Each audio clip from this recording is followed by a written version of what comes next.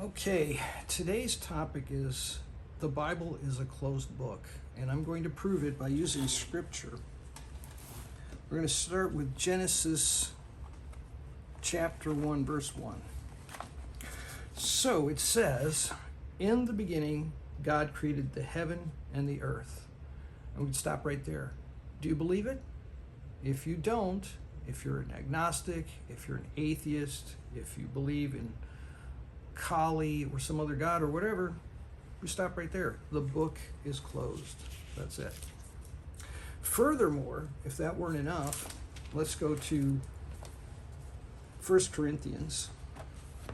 And let me read something else here.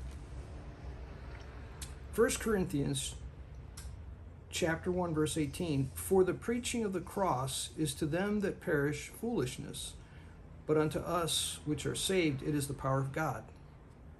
And then, in chapter 2, verse 14, but the natural man receives not the things of the Spirit of God, for they are foolishness unto him. Neither can he know them, because they are spiritually discerned. They are spiritually discerned. So the Bible is foolishness to the natural man. They can't comprehend it. And every time they do, they'll mess it up. Now there's another thing.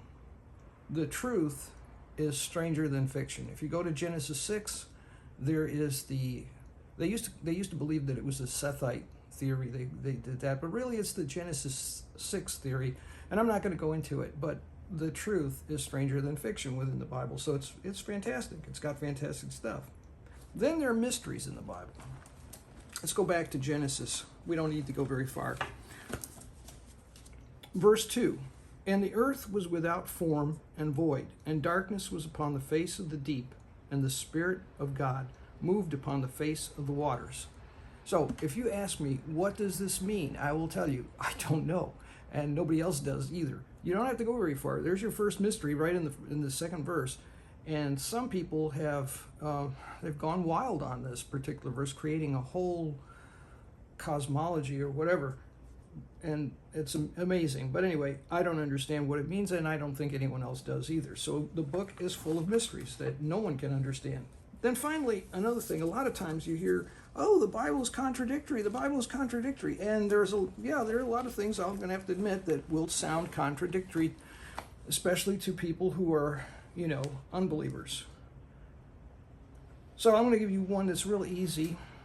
It's Proverbs chapter 26, verses 4 and 5. Here's your first contradiction. And the reason I picked this one is because they're back to back. You don't have to go fish in one spot and another. So, answer not a fool according to his folly, lest you also be like him. Answer a fool according to his folly, lest he be wise in his own conceit. So you've got, in one verse it says one thing, in another verse it says the opposite. So which is it?